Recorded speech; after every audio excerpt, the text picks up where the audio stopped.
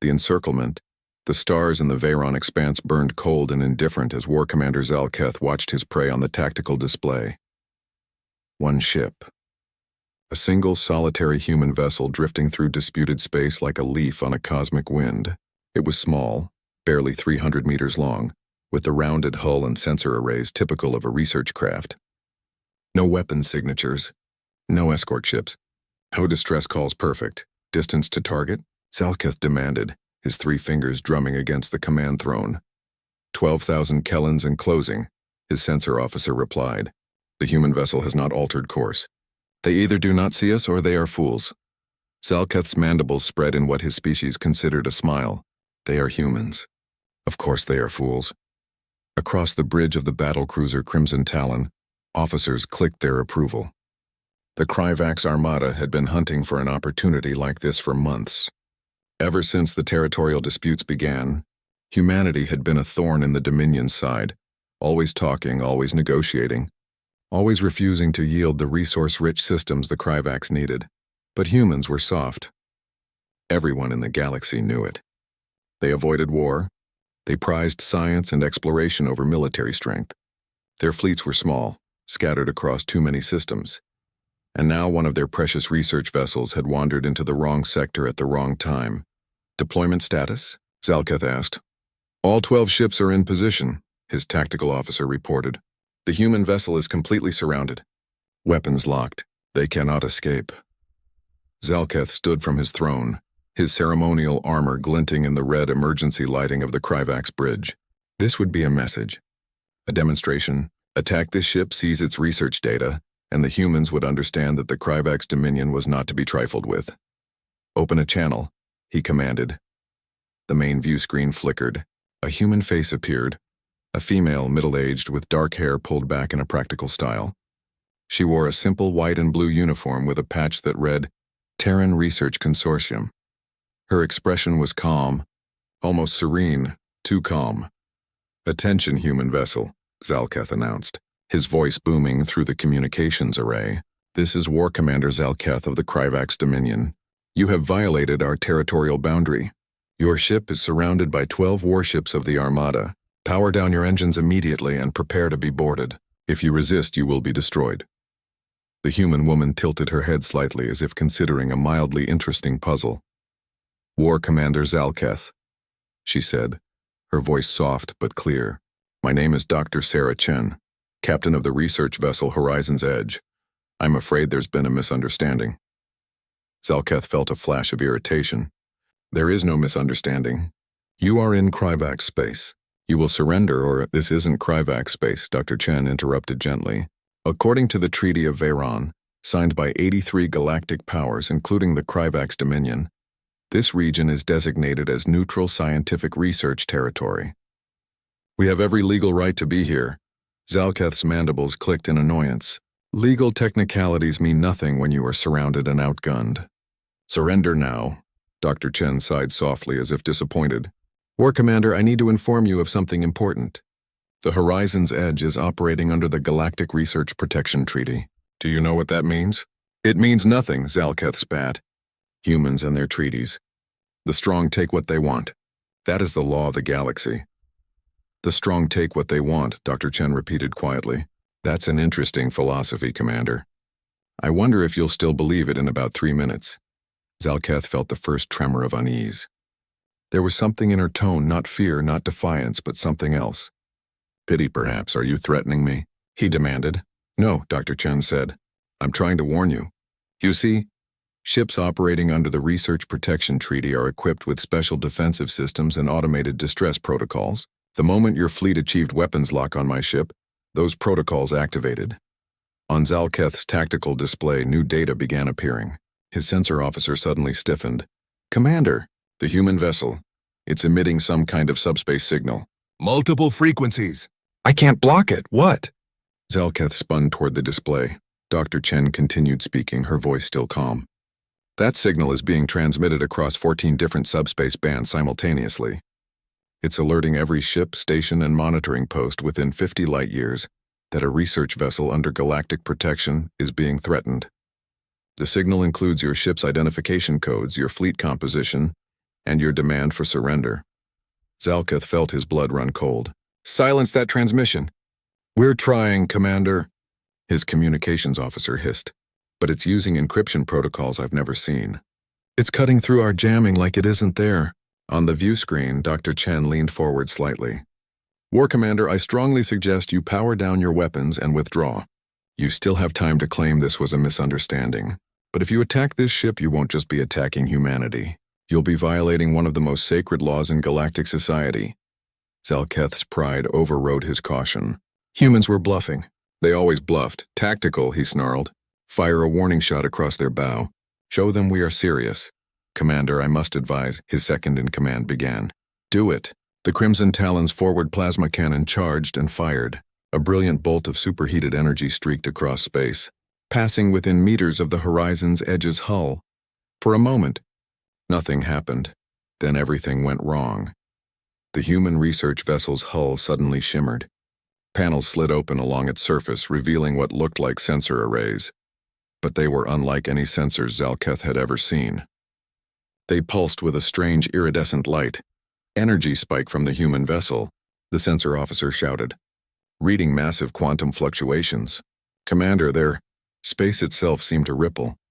And then ships began appearing. Not human ships. Not at first. The first to arrive was a Vedron cruiser, its elegant silver hull gleaming as it dropped out of FTL. Then came a Thracic destroyer, its angular black form bristling with weapons.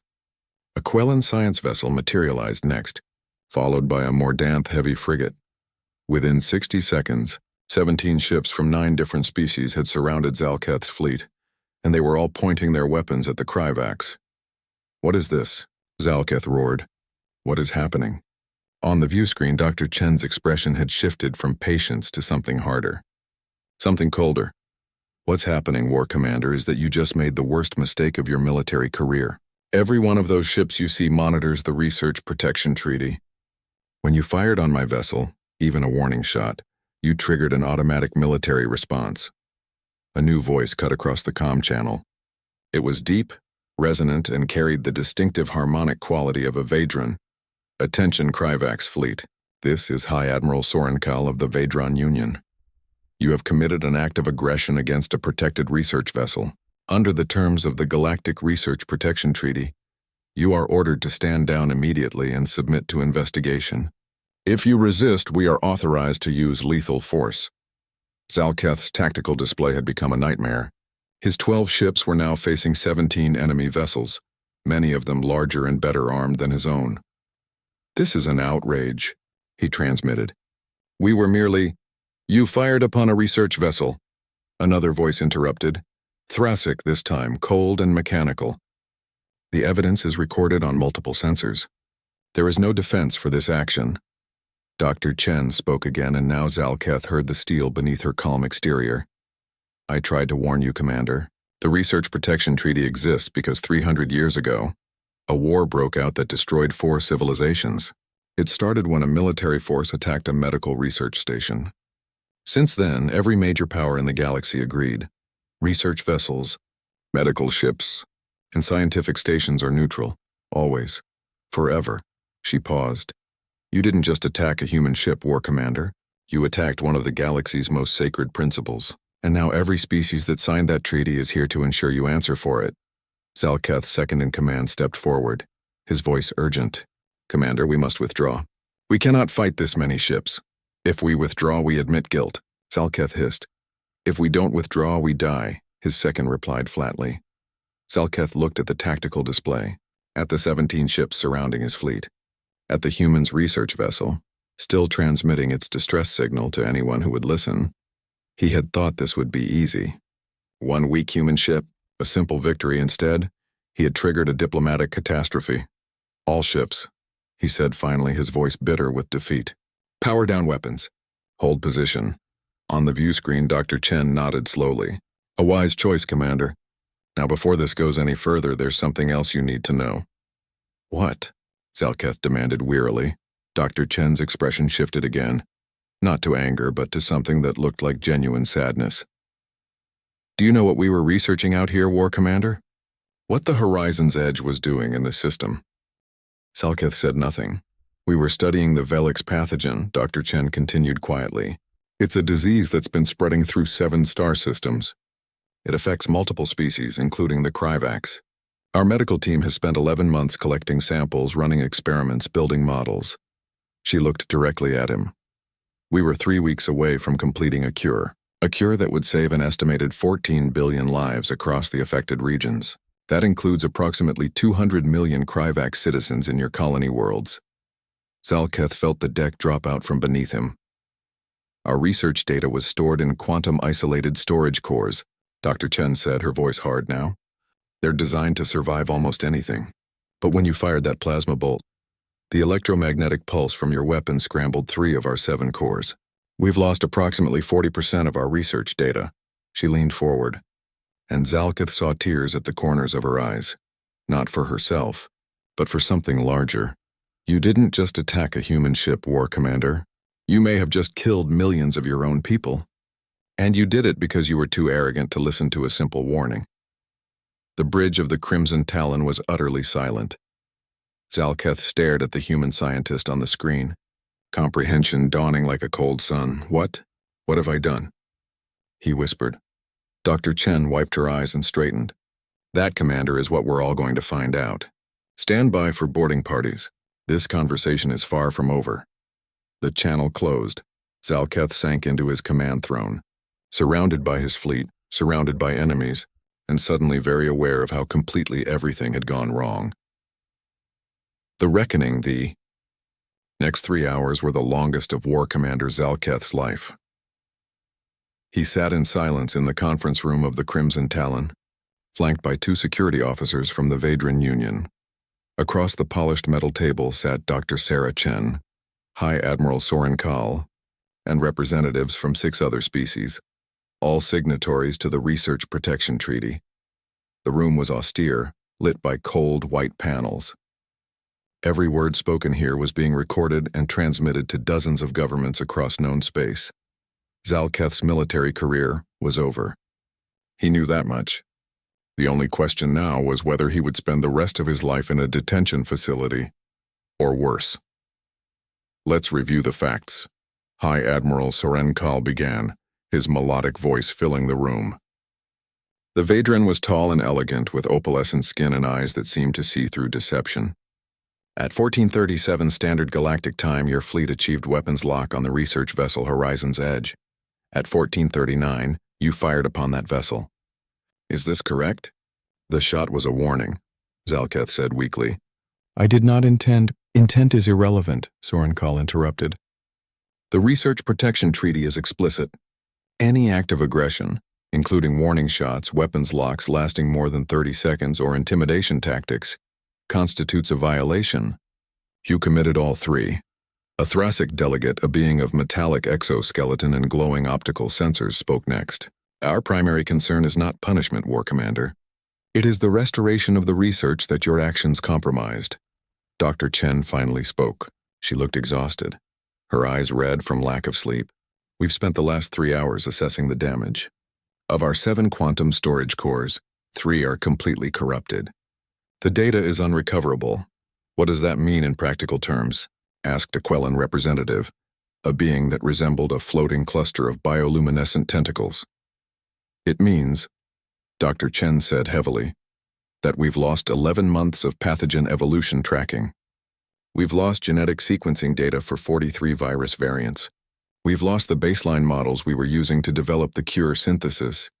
She looked directly at Zalketh. Without that data, we have to start over. Best case scenario, it will take us another 8 months to rebuild what we lost, assuming we can even recreate some of the experiments. The pathogen won't wait. People are dying right now. Entire colonies are under quarantine. Zalketh felt something crack inside his chest. How many? He whispered. How many will die because of what I did? Dr. Chen was silent for a long moment. We estimate between 2 and 4 million, across all affected species. Approximately 15% of those will be Kryvax. 300,000 of his own people, dead because of his arrogance. Zalketh's voice failed him. I did not know. That's precisely the problem, Soren Kahl said, though his tone carried a note of sympathy.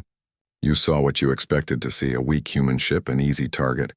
You never asked what that ship was doing. You never considered that not everything in the galaxy revolves around military power. A new voice joined the conversation. It came from the communication panel.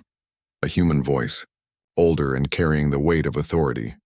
"This is Admiral Richard Castellano, Human Defense Fleet, speaking from Earth. I've been monitoring the situation since the distress signal reached us." Zalketh looked up. He had expected human military command to be screaming for his blood. "War Commander Zalketh," Castellano continued, "you attacked one of our ships. You endangered our people. Under any other circumstances, this would be an act of war. Here it comes, Zalketh thought. Execution, life imprisonment, humiliation for the entire Kryvax Dominion. But, Castellano said, Dr. Chen has made a request, one that I'm going to honor, even though half of Earth's government thinks I'm insane for doing so." Dr. Chen leaned forward. "War Commander, I need to ask you something, and I need you to answer honestly. Do you regret what you did?" Zalketh looked at her. At this human scientist who had every right to hate him, to want revenge. He saw no hate in her eyes, only exhaustion, and perhaps incredibly understanding. "Yes," he said, his voice rough. "I regret it more than anything I have ever done. I am a soldier. I have fought in 7 campaigns.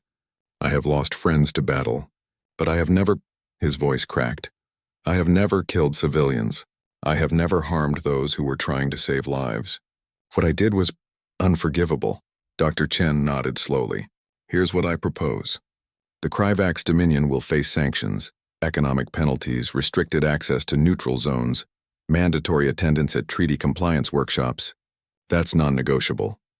Several delegates nodded in agreement, but, Dr. Chen continued, "War Commander Zalketh and his crew will not be imprisoned. Instead, they will assist us." The room erupted. Multiple delegates spoke at once, their translation devices creating a cacophony of overlapping protests.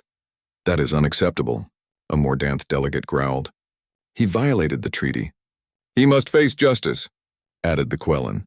Dr. Chen raised her hand and gradually the room quieted. "Justice isn't always about punishment," she said firmly. "Sometimes it's about restoration. The Kryvax destroyed our research. Let them help rebuild it." She turned to Zalketh. "Your species has advanced medical technology. Your scientists understand viral genetics.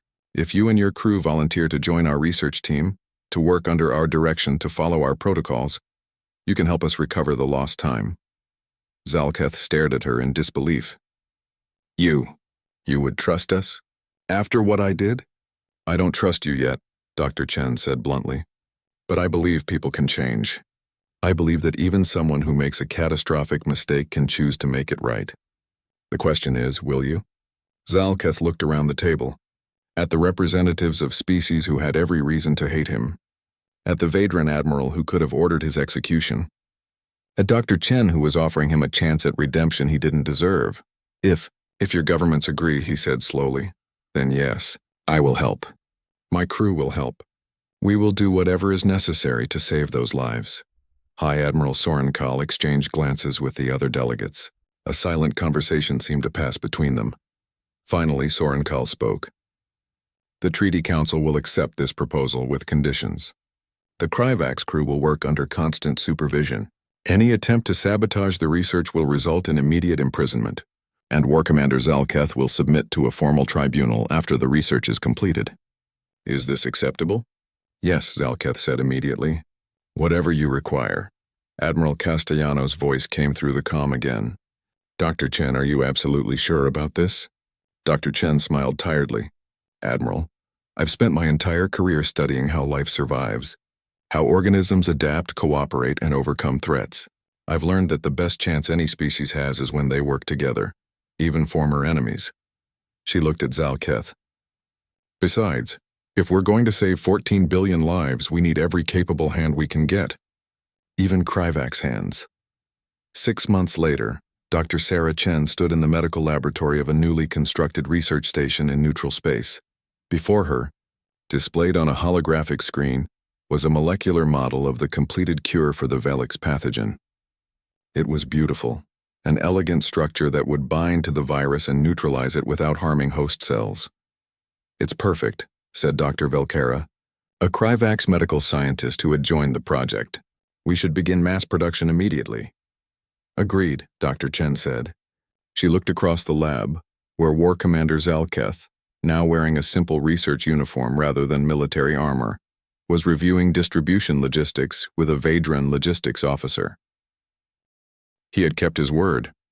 For 6 months, he and his crew had worked tirelessly alongside human and alien scientists. They had worked 18-hour days. They had learned new disciplines. They had proven themselves. And they had helped complete the cure 3 weeks ahead of schedule. Dr. Chen, Zalketh said, approaching her, the distribution networks are ready. We can begin deploying the cure to the affected systems within 48 hours. Good work, Dr. Chen said sincerely. Zalketh hesitated. Doctor, I need to say something. When this is over, I will face the tribunal. I will accept whatever punishment they decree. But I want you to know, these past 6 months have taught me more about honor than 30 years of military service. Dr. Chen smiled. War Commander, humanity learned something a long time ago. The strongest people aren't the ones who never fall. They're the ones who fall and then get back up to make things right. She extended her hand, a human gesture of respect. Zalketh stared at it for a moment, then gripped it carefully. Thank you, he said quietly, for giving me the chance to save my people, and for teaching me what strength really means. 3 weeks later, the cure was deployed across 7 star systems. The Valix pathogen was eradicated within 90 days. 14 billion lives were saved, including the 300,000 Kryvax who would have died without the cure.